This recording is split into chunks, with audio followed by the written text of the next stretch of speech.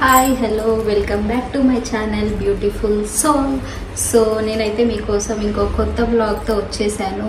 హైదరాబాద్లో అయితే బాగా వర్షం పడుతుంది. సో మధ్యాహ్నం 2 నుంచి మాకు వర్షం స్టార్ట్ అయింది. సో ఏమైనా వేడిగా ఈ చల్లదనానికి స్నాక్స్ తినాలనిపించింది. సో అందుకని మేము ఇప్పుడు చికెన్ పకోడీ చేయబోతున్నాను. సో నేను ఎలాగో చేస్తున్నాను కదా, మీకు కూడా చూపిద్దామని. ఆంధ్ర స్టైల్లో అనమాట. బేసిక్గా ఇక్కడ నేను చికెన్ పకోడీ హైదరాబాద్లో తిన్నదైతే కొంచెం మంచూరియా లాగా అనిపించింది. సో చికెన్ పకోడీ లాగా అనిపించలేదు. సో ఈరోజు సరే మనమే చేసుకుందామని చికెన్ పకోడీ ఇంట్లోనే ట్రై చేస్తున్నా. నేను కూడా ఫస్ట్ టైం చేస్తున్నా. సో ఎలా వస్తుందో ఏంటో మీరు కూడా చూసేయండి. ఇంకెందుకు లేట్, స్టార్ట్ చేద్దామా.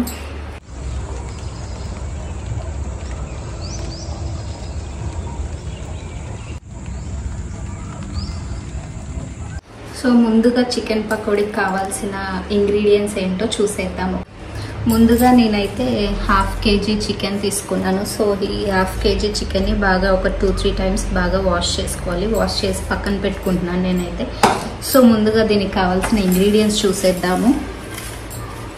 సో ఫస్ట్ అయితే ఇది వచ్చేసి garam masala and chicken masala and ధనియాల పౌడర్, కారం అండ్ శనగపిండి ఒక 2 స్పూన్స్ అండ్ కార్న్ఫ్లోర్ ఒక 2 స్పూన్స్ అండ్ సాల్ట్.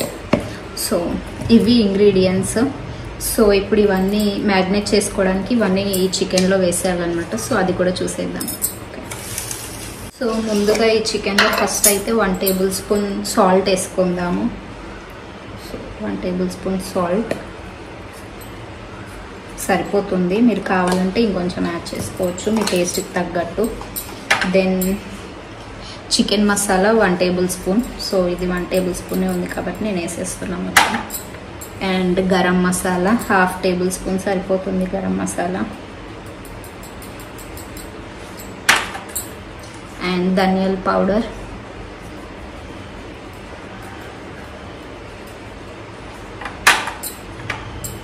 అండ్ కారం. స్పైసీగా కావాలంటే మీకు నచ్చినట్టు కారం మీ టేస్ట్కి తగ్గట్టు వేసుకోండి. సో నేనైతే ఒక 2 స్పూన్స్ వేసాను. సో సరిపోతుంది. అండ్ ఒక 2 స్పూన్స్ శనగపిండి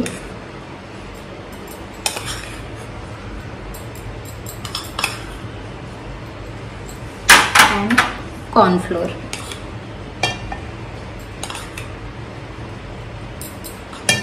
సో దీంట్లో ఇంకోటి వేయడం మర్చిపోయా చెప్పడం. సో అల్లం వెల్లుల్లి పేస్ట్ అది ఎలా వేయాలో, అది డైరెక్ట్గా పేస్ట్ వేయం. సో ఎలా వేయాలో చూపిస్తాను. వెల్లుల్లి పేస్ట్ ఒక 2 స్పూన్స్ తీసుకున్నా. ఇలా ఒక క్లాత్లో తీసుకున్నాను. ఎందుకంటే సో దీంట్లో కొన్ని వాటర్ వేసుకోవాలి.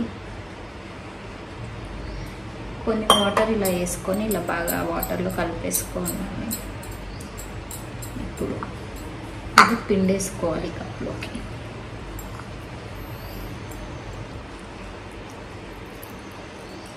సో ఇలా బాగా పిండేసుకోవాలి.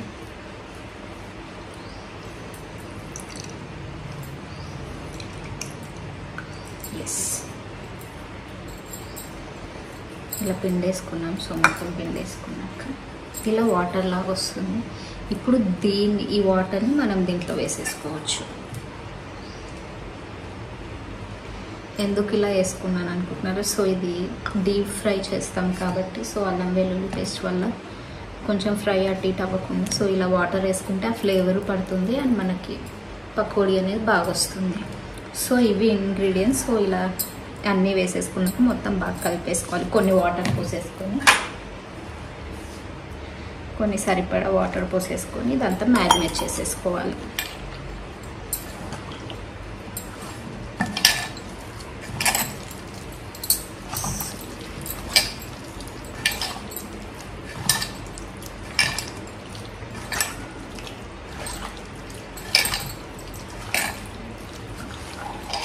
మొత్తం అన్ని ముక్కలకి అన్నీ పట్టేలాగా మనం ఇలా మ్యారినేట్ చేసుకోవాలన్నమాట.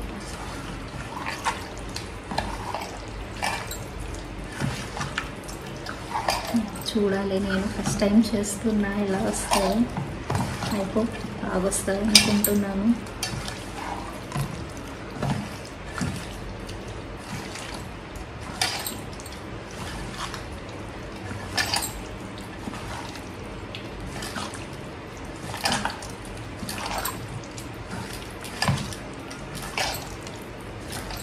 సో చూసారు ఇలా మ్యాగ్నేట్ చేసేసుకున్నా బాగా. ఇది ఒక 1-2 అవర్స్ బాగా ముక్కకు పట్టే అంతసేపు మనం సైడ్కి పెట్టేసుకోవాలన్నమాట.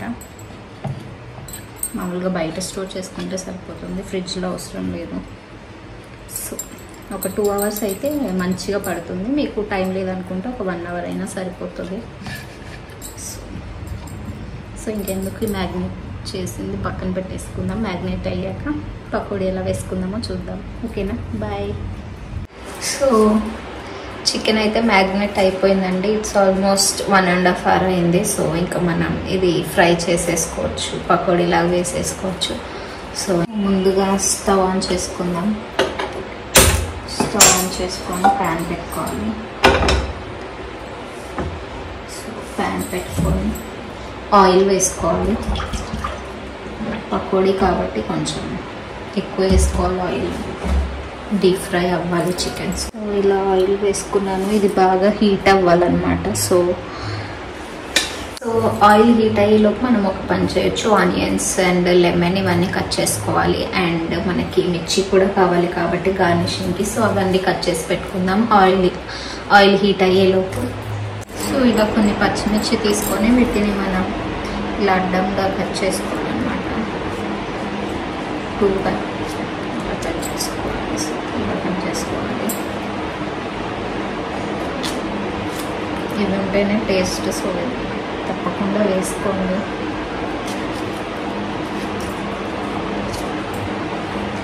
అండ్ కరివేపాకు కూడా.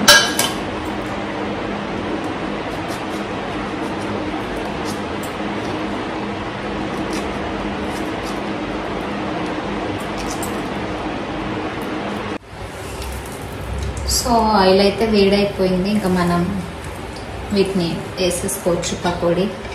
సో ఇలా తీసుకొని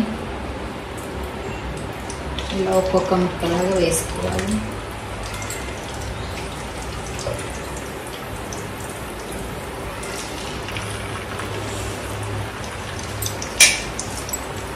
సో వేసిన వెంటనే వీటిని మనం కలపకూడదు.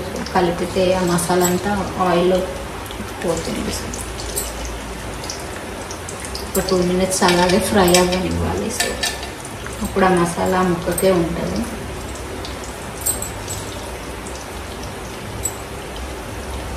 చాలు. నెక్స్ట్ ఆయిల్ వేసేసుకున్నాం.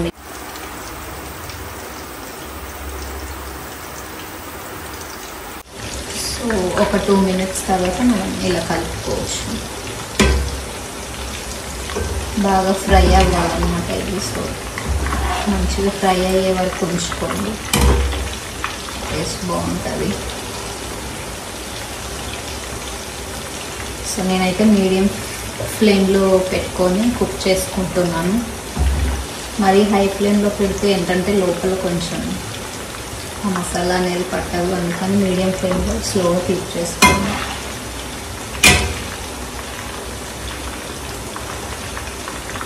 ఒకసారి బాగా అయిపోయింది. ఇప్పుడు మళ్ళీ ఇంకొకసారి అయిపోయింది.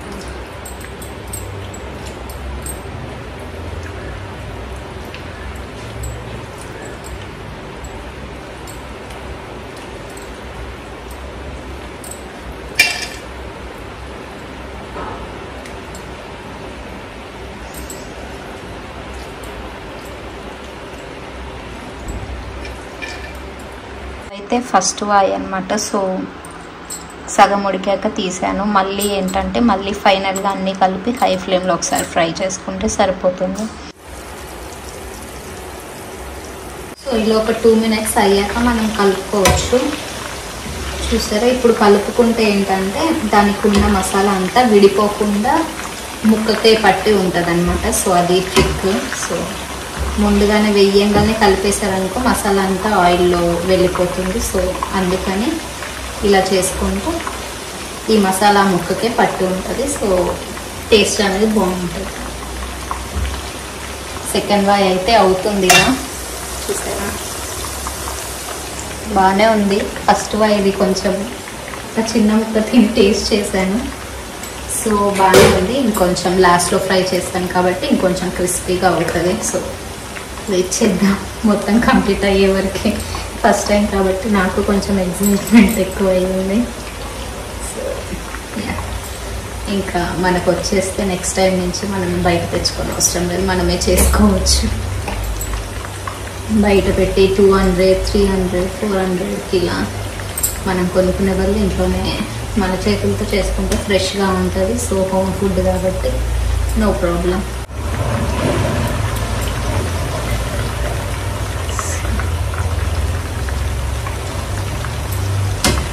నైస్, బాగా వస్తున్నాయి. సో ఇది ఒక 70 to 80% కుక్ అయ్యింది. సో మనం తీసేసి మళ్ళీ లాస్ట్కి ఒక హై ఫ్లేమ్లో మనం మళ్ళీ ఇవన్నీ ఫ్రై చేసుకుంటే సరిపోతుంది 2 times. అప్పుడు క్రిస్పీగా ఉంటుంది. సో అందుకని సో ఇలా ఒక 70 to 80% కంప్లీట్ అయ్యాక తీసేసుకుంటే అన్నీ కలిపి మళ్ళీ లాస్ట్ హై ఫ్లేమ్లో మళ్ళీ ఒక కొంచెంసేపు ఫ్రై చేసుకోవాలి. సో ఇలా నెక్స్ట్ వేసేద్దాము.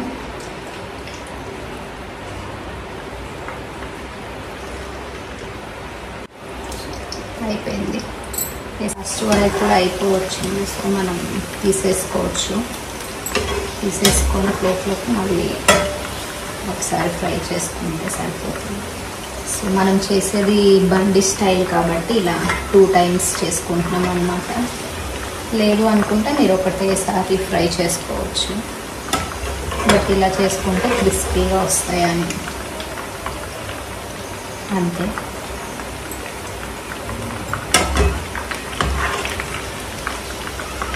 సో ఇది థర్డ్ది తీసేసుకున్నాక మనం ఆల్రెడీ ఫస్ట్ 2 తీసి పెట్టుకున్నాక అవి మళ్ళీ ఒకసారి ఫ్రై చేసుకున్నాం. హై ఫ్లేమ్లో ఫ్రై చేసుకున్నాం. సరే, అన్నీ ఒకటేసారి వేసేస్తున్నాను. ఆల్రెడీ ఫ్రై చేసుకున్నాం కాబట్టి మళ్ళీ అన్నీ ఒకసారి హై ఫ్లేమ్లో ఫ్రై చేసుకుంటే సరిపోతుంది.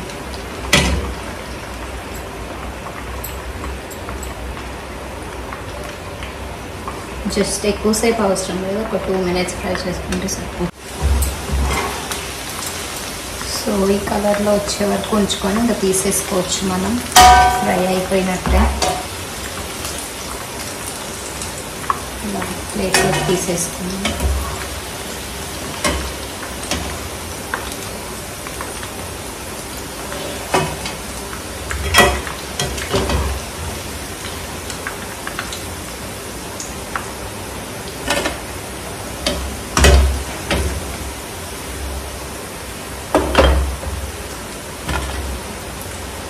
సో ఇప్పుడు ఏం చేయాలంటే పచ్చిమిర్చి తీసుకోవాలి. దీంట్లోకి పచ్చిమిర్చి ఇంకా కర్రీ లీవ్స్ దీంట్లోకి తీసేసుకొని ఇలా తీసేసుకొని మనం దీంట్లో ఫ్రై చేసుకోవాలన్నమాట. నేను చూపించిన విధంగా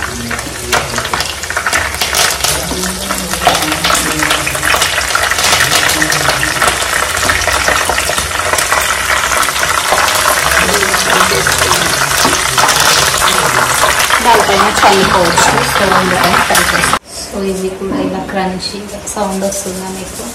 సో ఇలా సౌండ్ వచ్చేలాగా మనం వీటిని ఫ్రై చేసుకోవాలి. ఫ్రై చేసుకొని ఇంకా దీనిపైకి గార్నిష్ చేసుకోవడమే, ఇలా వేసేసుకోవాలి. బాగుంటుంది. సో ఫ్రెండ్స్, చికెన్ పకోడీ అయితే రెడీ అయిపోయింది. చూసారా ఎలా ఉందో? గార్నిషింగ్ కూడా చేసేసా, దీనిపైన ఇవన్నీ వేసేసాక ఇంకా బాగుంటుంది టేస్ట్. సో ఇంకెందుకు లేట్, టేస్ట్ చేయడమే. టేస్ట్ చేసి చెప్తా మీకు ఇప్పుడే ఎలా ఉందో. సో ఫస్ట్ టైం కాబట్టి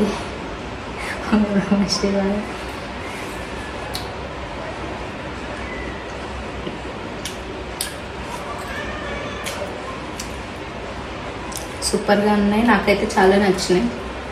నాన్ వెజ్ ఐటమ్స్ నాకు అంత ఈజీగా నచ్చవు, బట్ నేను చేసింది నాకైతే చాలా బాగా నచ్చింది. సో మీరు కూడా ట్రై చేయండి. ట్రై చేసి ఎలా వచ్చిందో మీరు కూడా నాకు కమెంట్ చేసి చెప్పొచ్చు.